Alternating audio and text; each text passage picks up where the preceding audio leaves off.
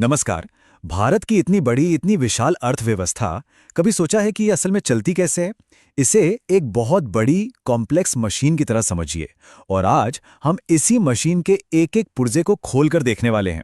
मतलब, इसके अलग-अलग सेक्टर्स को समझने वाले हैं।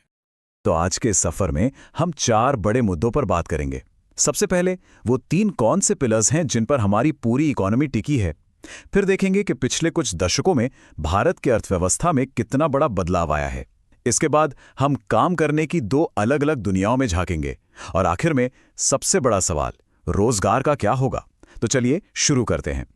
तो फिर से वही सवाल, 1 अरब से ज्यादा लोग, करोड़ों दुकानें, लाखों कंपनियां, इतनी बड़ी अर्थव्यवस्था को आखिर समझा कैसे जाए? क्या इसका कोई मैप, कोई ब्लूप्रिंट है? जी हां, बिल्कुल है। तो चलिए इस ब्लूप्रिंट को समझते हैं।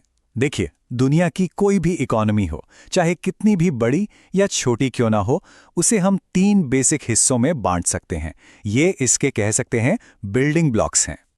सबसे पहला आता है प्राइमरी सेक्टर, यानी प्राथमिक क्षेत्र।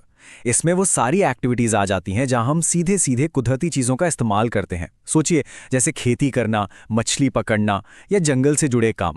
फिर आता है सेकेंडरी सेक्टर, यानी द्वितीय क्षेत्र। ये क्या करता है? ये प्राइमरी सेक्टर से मिले रॉ मटेरियल को लेता है और उसे मैन्युफैक्चरिंग के जरिए किसी और चीज में बदल देता है। और आखिर में है टर्शरी सेक्टर, यानी तृतीय क्षेत्र। अब ये कोई सामान नहीं बनाता, बल्कि सर्विसेज देता है। ऐसी सर्विसेज जो पहले दोनों सेक्टर्स को चलने में मदद करती हैं, जैसे कि ट्रांसपोर्ट हो गया, बैंकिंग, कम्युनिकेशन, ये सब। अच्छा, तो अब जब हम ये तीनों सेक्टर्स समझ गए हैं, तो चलिए देखते हैं कि भारत की कहानी ने पिछले 40 सालों में कितना जबरदस्त मोड़ लिया है। और यकीन मानिए, ये कहानी बहुत दिलचस्प है। जरा सोचिए, 1970-71 के दौर में भारत की इकोनॉमी की रीढ़ की हड्डी वो थी खेती, प्राइमरी सेक्टर। लेकिन फिर एक बहुत बड़ा शिफ्ट आया। साल 2003 आते आते सर्विस सेक्टर यानी टर्शरी सेक्टर का हिस्सा जीडीपी में 50% से भी ज्यादा हो गया। और 2010-11 तक तो सर्विस सेक्टर ही ऑफिशियली भारत का सबसे बड़ा प्रोड्यूसिंग सेक्टर बन गया। मतलब कि नया आर्थिक बादशाह। ये चार्ट देखिए, ये पूरी कहानी को बस एक नजर में समझा देता है। एक तरफ है 1970 का भारत, जहां कृषि का दबदबा था, और दूसरी तरफ 2011, जहां सर्विस सेक्टर टॉप पर है। ये सिर्फ नंबर्स नहीं है, ये 40 सालों में भारत के बदलने की पूरी कहानी है। लेकिन इस पूरी शानदार कहानी में एक बहुत बड़ा ट्विस्ट है, एक पहेली है। जैसा कि कहा जाता है, सर्विस सेक्टर में एम्प्लॉयमेंट प्रोडक्शन के हिसाब से नहीं बढ़ा है। इसका मतलब क्या हुआ? मतलब ये कि पैसा तो खूब बना, जीडीपी तो खूब बढ़ी, पर उतनी नौकरियां कहां गईं? और ये देखिए, ये चार्ट उसी पहेली को और भी साफ कर देता है। 1970 से 2010 के बीच सर्विस सेक्टर का प्रोडक्शन, मतलब पैसा, 14 गुना बढ़ गया। लेकिन नौकरियां वो सिर्फ 5 गुना ही बढ़ीं। ये जो इतना बड़ा गैप है ना, यही हमारी कहानी का सबसे बड़ा विरोधाभास है। और इस गैप का सीधा नतीजा क्या हुआ? यही कि जीडीपी में इतने बड़े बदलाव के बावजूद भारत में आज भी सबसे ज्यादा लोग कहां काम करते हैं? प्राइमरी सेक्टर में। जी हां, खेती-बाड़ी में। और ये वही सेक्टर है जो अब जीडीपी में सबसे कम हिस्सा डालता है। कमाल की बात है ना? तो ठीक है, हमने इकोनॉमी की बड़ी पिक्चर तो देख ली, पर जमीन पर एक आम इंसान की नौकरी का क्या हाल है? असल में भारत में काम करने की 2 दुनिया हैं, और ये दोनों एक दूसरे से बिल्कुल बिल्कुल अलग हैं। एक तरफ है ऑर्गेनाइज सेक्टर, यानी संगठित क्षेत्र। आप इसे किसी बड़ी कंपनी की नौकरी की तरह सोच सकते हैं, जहां जॉब सिक्योरिटी है, काम के घंटे फिक्स्ड हैं, छुट्टियां मिलती हैं, सब कुछ नियम कानून के हिसाब से होता है। और फिर दूसरी तरफ है अनऑर्गेनाइज सेक्टर, यानी असंगठित क्षेत्र। यहां कौन आता है? दिहाड़ी मजदूर, छोटे छोटे दुकानदार। यहां ना तो नौकरी की कोई गारंटी है और ना ही कोई पक्के नियम कानून।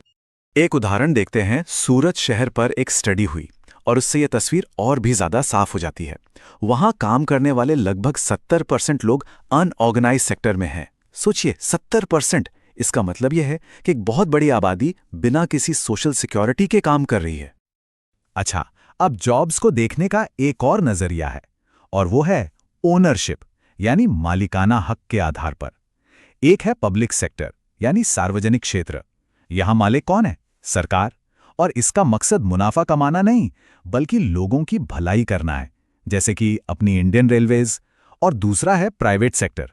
यहां मालिक कोई एक इंसान या कंपनी होती है, और इनका मेन मकसद होता है ज्यादा से ज्यादा प्रॉफिट कमाना, जैसे प्राइवेट बैंक्स या आईटी कंपनियां। तो अभी तक हमने जो भी बात की उससे एक बात तो साफ है, हमारे सामने एक बहुत बड़ी चुनौती खड़ी है और वो है रोजगार की चुनौती। तो चलिए अब इस चैलेंज को थोड़ा और गहराई से समझते हैं और देखते हैं कि इसके सॉल्यूशंस क्या हो सकते हैं। अब एक बहुत बड़ी प्रॉब्लम है जिसे कहते हैं डिसगाइज्ड अनएम्प्लॉयमेंट या छिपी हुई बेरोजगारी। ये बड़ा मजेदार कॉन्सेप्ट है। इसका मतलब है कि लोग काम करते हुए तो दिख रहे हैं पर असल में उनकी जरूरत ही नहीं है, वो एक तरह से बेरोजगारी ही है। जैसे मान लीजिए खेत है जहां काम करने के लिए सिर्फ 4 लोगों की जरूरत है, पर वहां उसी परिवार के 9 लोग लगे हुए हैं, तो जो एक्स्ट्रा 5 लोग हैं वो असल में छिपे हुए बेरोजगार हैं। तो खासकर इसी छिपी हुई बेरोजगारी जैसी समस्याओं से निपटने के लिए सरकार 2005 में एक बहुत ही बड़ा एक गेम चेंजिंग कानून लेकर आई। नाम था मनरेगा, यानी Mahatma Gandhi national rural employment guarantee act. तो इस कानून का सबसे बड़ा वादा क्या था? एक नंबर 100 दिन। जी हां, ये कानून गांव के हर उस इंसान को जो काम कर सकता है और जिसे काम की जरूरत है, साल में 100 दिन के काम की गारंटी देता है। ये एक बहुत बड़ी बात थी। तो ये काम कैसे करता है? देखिए, मनरेगा देश के करीब 625 जिलों में लोगों को काम का अधिकार देता है और अगर सरकार किसी को काम नहीं दे पाती तो उसे बेरोजगारी भत्ता देना पड़ता है। और कमाल की बात यह है कि ये सिर्फ दिहाड़ी मजदूरी नहीं है, बल्कि इससे गांव में नहर, तालाब जैसी चीजें बनती हैं जिनसे आगे चलकर खेती को और फायदा हो। लेकिन सवाल यह है कि क्या मनरेगा ही अकेला सॉल्यूशन है? नहीं, बिल्कुल नहीं, और भी रास्ते हैं। एक स्टडी के मुताबिक अगर हम सिर्फ टूरिज्म सेक्टर को ही थोड़ा सुधार लें तो हर साल 35 लाख से भी ज्यादा नई नौकरियां बन सकती हैं। यह दिखाता है कि सर्विस सेक्टर में अभी भी कितना ज्यादा पोटेंशियल बाकी है।